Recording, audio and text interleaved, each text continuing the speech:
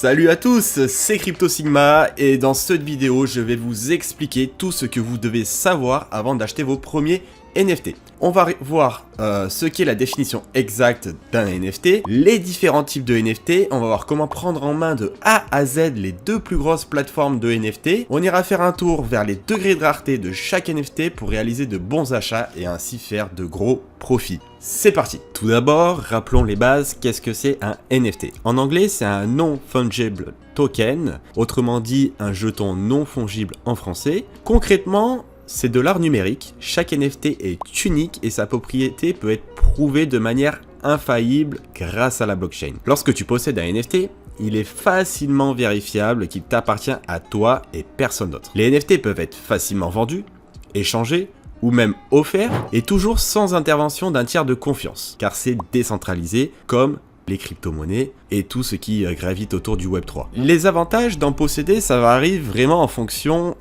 des collections et du type de NFT. Par exemple, si on prend la collection que j'adore particulièrement, c'est d'ailleurs ma photo de profil YouTube et Twitter, c'est Artefact. Artefact, c'est backed par Nike, c'est-à-dire que c'était racheté par Nike l'année dernière, et le fait de posséder ce NFT, outre qu'il est très sympa et qu'on a des airdrops et tout ce qui en suit, on a accès de temps à autre à des raffles spéciales. Donc on a accès à des sneakers spécialement en collaboration avec Artefact et donc vous savez hein, le business des sneakers c'est un gros business et il y a vraiment de l'argent à faire, donc il y a de plus en plus de personnes qui arrivent dans cette niche là, mais ça donne aussi accès à des événements physiques, c'est à dire que dernièrement il y a eu un événement au Japon, il y a eu des événements au States, à Paris, enfin voilà, il y a des communautés un peu partout, sachant que les développeurs sont français, donc voilà, ça permet de se créer un réseau et d'être à des événements uniques. On a également donc accès à un réseau de personnes qui est quand même relativement influente, on a accès à un serveur Discord, il y a aussi d'autres NFT qui peuvent faire office de certificat d'authenticité pour lutter contre les contrefaçons. J'en parlerai dans une autre vidéo qui me tient à cœur, c'est les contrefaçons au milieu des montres et de plus en plus de montres de luxe comme Hublot, Audemars Piguet, Rolex sont en train d'utiliser cette technologie pour ralentir toutes les fakes qui circulent. Quand je parlais de certificat d'authenticité, j'ai abordé les montres, mais ça peut aussi très bien marcher avec des tableaux. Vous achetez un tableau en physique, dans une galerie, la galerie va vous envoyer le NFT correspondant au tableau, en plus du tableau physique. C'est-à-dire que grâce à ce NFT, vous allez pouvoir prouver que vous êtes le nouveau propriétaire et qu'il est bien authentique. Ça peut également servir de certificat de propriété dans ce cas-là, donc d'authenticité de propriété. Quand je parle de propriété, c'est propriété, par exemple avec le tableau, mais pas que. Par exemple, vous pouvez acheter des parts de maisons tokenisées sous forme de NFT. Alors, je m'explique. Par exemple, il y a plusieurs sociétés qui font ça. Elles achètent une maison en physique, la mettent en location, et vous achetez des parts de la maison. C'est-à-dire qu'une maison à 200 000 €, vous voulez acheter 1% des parts, vous allez balancer 2 000 €, et vous allez me dire qu'est-ce que vous allez faire avec ces 2% de parts. Et bien c'est simple, par exemple la maison va rapporter 1 000 € de loyer par mois, et bien vous allez prendre l'équivalent de ce que vous avez investi. Donc 2 000 € de 200 000 €, c'est 1%, oui c'est ça, 1%. Vous allez prendre 1% de 1 000 €, soit 10 € par mois. C'est quand même pas négligeable, surtout que vous investissez 2 000 €. Enfin bref, je m'égare un peu, mais c'est pour vraiment que vous compreniez tout l'espace qui est vaste au sein des NFT. Et donc si un jour vous voulez revendre vos parts de maison, et ben vous revendez votre NFT. C'est aussi simple que ça. Un NFT peut être également, par exemple, un skin dans un jeu vidéo que vous allez pouvoir trader, échanger, revendre. Derrière les NFT, il y a aussi clairement cette notion de rareté qui est tout le temps là. Maintenant, on va passer directement à comment se procurer des NFT et on va rentrer un peu plus en détail sur tous les prérequis à avoir. On se donne rendez-vous de suite sur OpenSea. Alors OpenSea, qu'est-ce que c'est? C'est une marketplace de NFT qui va vous permettre d'acheter, revendre des NFT et en envoyant directement aux gens en rentrant une adresse de wallet. Donc OpenSea, c'est la plateforme numéro 1 actuellement car c'est la plus simple d'utilisation. Mais une fois que vous êtes un peu plus à l'aise, il va falloir changer de plateforme parce que vous allez avoir des frais sur OpenSea qui restent quand même relativement hauts. Les prix des NFT seront légèrement supérieurs que sur d'autres plateformes, mais je vais vous expliquer ça de suite. Donc on va voir un peu la prise en main. Là vous avez les collections en tendance, vous pouvez ajuster donc l'horaire ici, donc sous 24 heures, 7 jours. On a les collections en tête. Si vous voulez voir vraiment les collections principales, il faut vous mettre tout. Et là, on a vraiment le top 10 des collections. Ensuite, vous pouvez aller donc dans la catégorie art. Vous aurez des NFT qui concernent l'art, gaming, pareil. Enfin bref, je vous laisserai faire un peu vos petites recherches. Nous, on va aller sur la collection Clonix, que j'affectionne particulièrement et qui fait partie des top 10 des collections de NFT. Et on va décortiquer un peu ce qu'on voit ici. Qu'est-ce qu'on voit? 388 000 ETH de volume. Qu'est-ce que ça veut dire? Eh bien tout simplement, il y a eu pour 380 000 ETH d'achat et de vente. C'est colossal. Ensuite, le prix plancher, on va appeler ça le floor price. Parce que bon, vous verrez dans le milieu des cryptos, ils aiment bien parler en anglais. Le floor price, donc FP, c'est l'abréviation FP, on est à 2,82. Et en fait, qu'est-ce que ça signifie? Ça signifie que le NFT le moins cher est à 2,82. Vous voyez, ça commence à partir de là. Donc le floor price, c'est un indicateur qui est très important pour connaître un peu l'état de santé de la collection et si les prix montent ou si les prix baissent. La meilleure offre, c'est 2,78. Car vous pouvez faire des offres sur des NFT, hein, c'est un peu le marché aux puces, je vais vous expliquer juste après. 2% de listés, c'est-à-dire que là vous en avez 410 qui sont actuellement en vente sur 20 000, donc c'est que dalle, d'accord? Il y a 9600 propriétaires sur 19 500 éléments, donc ça c'est la supply. En tout il y a 19 500 Clonix et 9600 propriétaires. Qu'est-ce que ça veut dire? Ça veut dire que si on devait faire une moyenne, chaque propriétaire en moyenne de Clonix. Donc c'est quand même relativement bien réparti. Et avec le temps, ça va se lisser de plus en plus. Ouais, voilà, j'ai dit 1 sur 2, donc 49% de propriétaires uniques. Donc ça, c'est quand même un élément à prendre en compte, parce qu'imaginez qu'on est à seulement 20%, ça veut dire qu'il y a des très grosses walls qui possèdent énormément de NFT, et comme en crypto, du jour au lendemain, ils mettent tout en vente et ils détruisent le projet. Maintenant, on va faire semblant de vouloir acheter ce NFT, qui est quand même un peu onéreux, hein, on est aux alentours des 5000 €. Pour l'acheter, c'est très simple, je clique ici. Bon, je vais pas le faire, hein, je vais pas me ruiner pour la vidéo. Ça va vous connecter à MetaMask, vous signez la transaction, et là, il me demande de payer avec MoonPay. Il a sûrement dû comprendre que j'avais pas les ETH nécessaires et donc me propose d'en acheter. Ouais, c'est ça, il a compris. Donc, vous, si vous avez déjà les ETH sur votre wallet, vous aurez tout simplement cliqué sur acheter, signer, et c'est parti. On peut également faire une offre. Là, vous voyez, je rentre, donc c'est un rapid ETH, toujours avec mon accent pourri. Voilà, je veux faire une offre à 0,01. Sait-on jamais. Je la mets, je personnalise ma durée. Et donc après, avec un peu de chance, la personne accepte. On a un peu d'historique. C'est pas non plus... non, c'est le mauvais exemple. Parce que vous voyez, ça en fait, c'est l'historique. Donc là, on n'a pas vraiment eu de vente auparavant d'enregistrer. Il n'y a que des transferts. Donc c'est des transferts gratuits. Je vais vous montrer comment on transfère un NFT juste après. Donc on va prendre un autre exemple.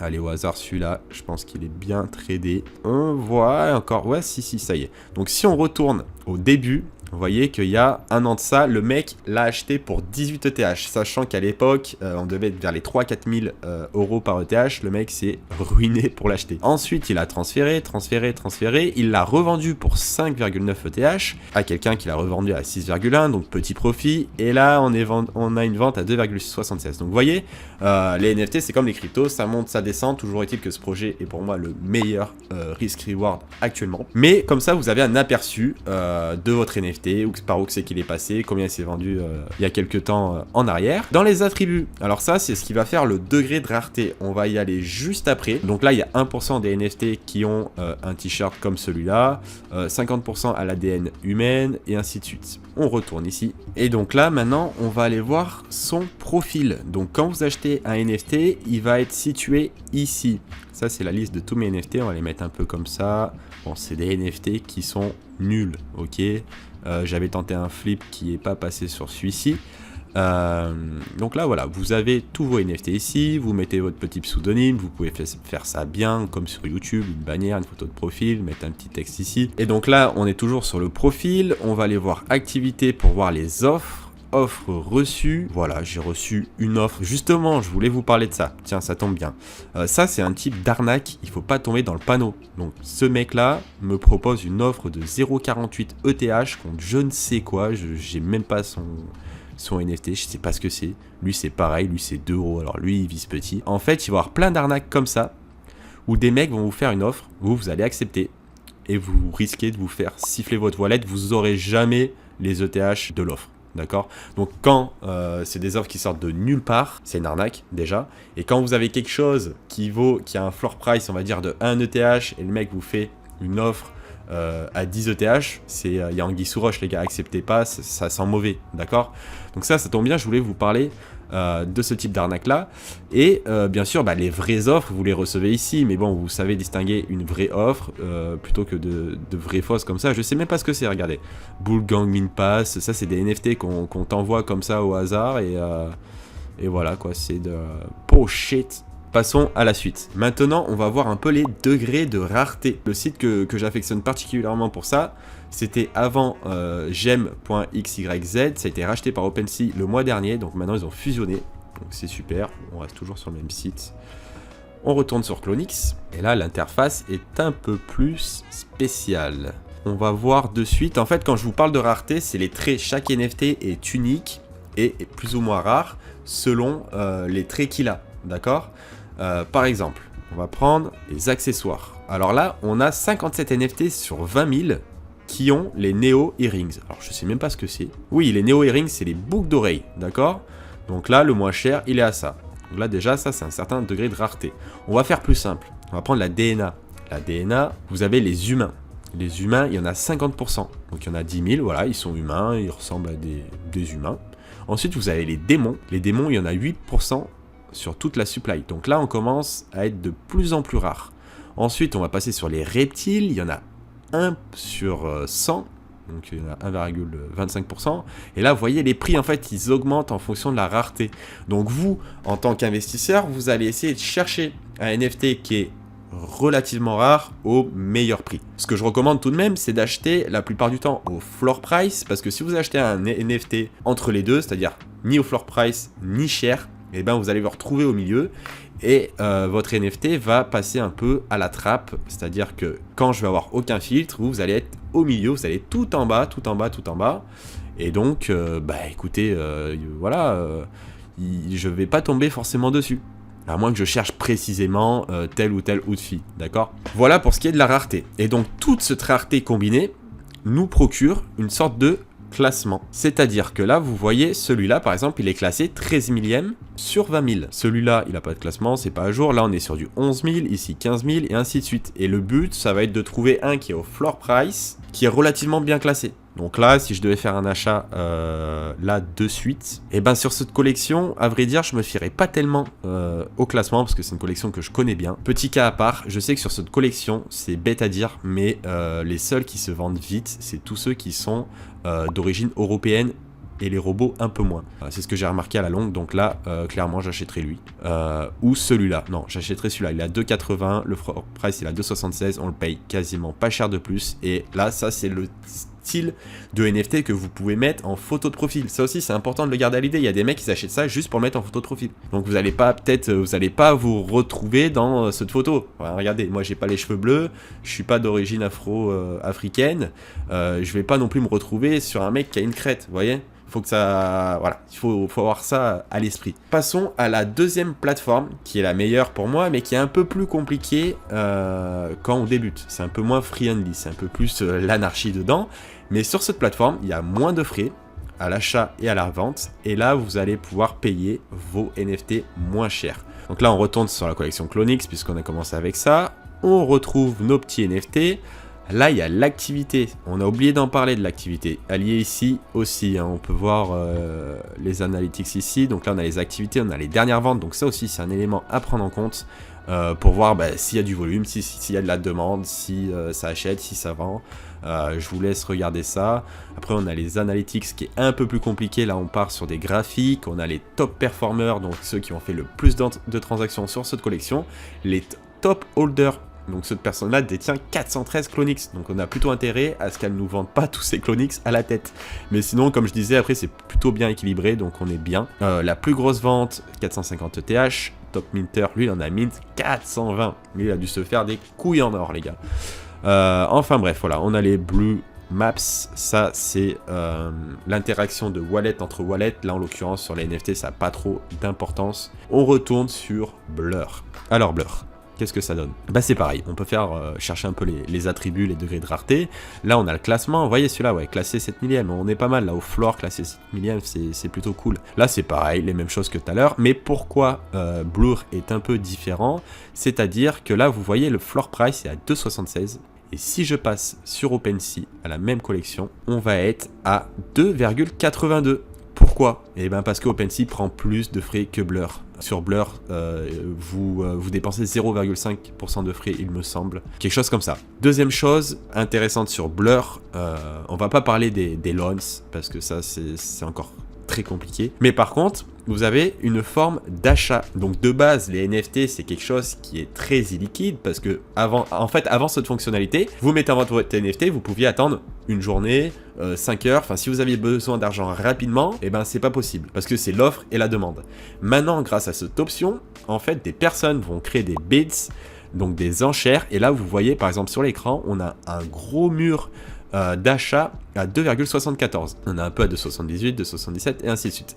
C'est-à-dire que moi, si je veux vendre mon NFT là tout de suite, j'ai la corde au cou, il me faut de l'argent, boum, je vais sur Blur, je le liste à 2,75 ou 2,76 et il va être automatiquement acheté. Donc en fait, c'est comme une pool de liquidité qui est prête à l'achat. Et les mecs qui mettent des ETH comme ça dans des pools de liquidité, ils regardent même pas ce qu'ils achètent. Ils achètent direct au floor price en fait. Donc ça a été un peu un game changer dans l'histoire. Maintenant, on va voir comment minter un NFT et qu'est-ce que c'est un mint. Parce que ces NFT ne sont pas apparus du jour au lendemain comme ça sur les marketplaces qu'on vient de voir. En fait, ils ont été mintés à l'origine. Donc en fait, un projet, demain vous créez un projet NFT. Vous allez d'abord créer une hype, créer une communauté, attirer l'œil des potentiels investisseurs et vous allez définir une date de mint. Par exemple, le 10 mai. Le 10 mai à 20h, vous mintez. Donc qu'est-ce que vous faites? Vous allez sur le site, vous allez essayer de minter. C'est pas garanti parce que s'il y a une grosse hype, et ben les mints ils vont partir comme ça en une fraction de seconde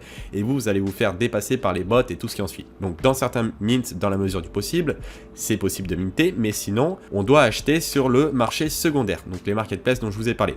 En règle générale, sur les bonnes collections, c'est très avantageux de minter parce que vous le payez moins cher que le prix qui va être revendu sur le marché secondaire. Ça, c'est que si la collection est hypée et que le projet part comme ça. Parce que vous pouvez très bien mint par exemple à 0,5 ETH et sur le marché secondaire en fait on se rend compte qu'il n'y a pas de demande et les mecs ils commencent à paniquer à vendre à 0,4, 0,3 et là vous perdez de l'oseille. Donc là j'ai pas d'exemple là concret pour minter parce que bon il n'y a pas de mint en cours mais vous avez compris le système. Et maintenant vous devez vous demander mais pourquoi il y a des NFT qui sont hors de prix? Et ben ça, on va en revenir un peu à ce que je vous expliquais en début de vidéo. Par exemple à l'heure actuelle les NFT les plus chers et les plus reconnus dans le milieu, c'est les Bored Ape. Un Bored Ape, ça a bien baissé, on est à 48 ETH, donc ça représente presque 100 000 euros pour avoir une photo de singe, mais c'est pas qu'une photo de singe, vous allez voir. Qu'est-ce que ça vous procure de faire partie du Bored Ape Club?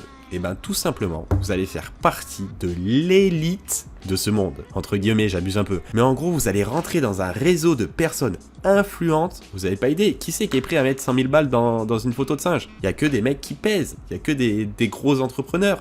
On l'a vu d'ailleurs, il y a plein d'entrepreneurs hyper successful qui sont dans le club, il y a des joueurs de foot qui sont dans le club, enfin vous allez être confronté à la crème de la crème, d'accord? Donc ça déjà, ça explique en partie le prix. Deuxièmement, vous allez recevoir des airdrops assez régulièrement, parce qu'en fait il y a tout un projet derrière, vous achetez pas seulement une photo de singe. Donc on va commencer du commencement. Vous achetez un Bored Ape Club par exemple au lancement il y a 2 ans en arrière, hop, vous vous réveillez un matin, on vous a airdrop un mutant. Qu'est-ce que c'est un mutant? Un mutant, c'est un Bored Ape qui est mutanisé, je sais pas si ça se dit, mais on va le dire. Et donc, chaque détendeur de Bored Ape a reçu un mutant. En cadeau, comme ça, gratuitement. Et un mutant, ça vaut combien? Ça vaut 20 000 balles. Ok, donc ça c'est cadeau. Il vous suffisait juste d'avoir un Bored Ape. Maintenant, vous avez un mutant ou un Bored Ape, qu'est-ce qu'on vous a fait en cadeau? Eh ben, on vous a encore fait un cadeau. Vous allez le voir de suite. On va passer sur les Knuckles, où ils sont. Voilà, ça c'est encore la même collection, c'est 4 ETH, c'est presque 10 000 euros. Il vous suffisait d'avoir un Bored Ape mutant ou pas, et on vous airdroppait ce NFT. Voilà, encore 8 000 euros d'argent gratuit, on va dire, de données.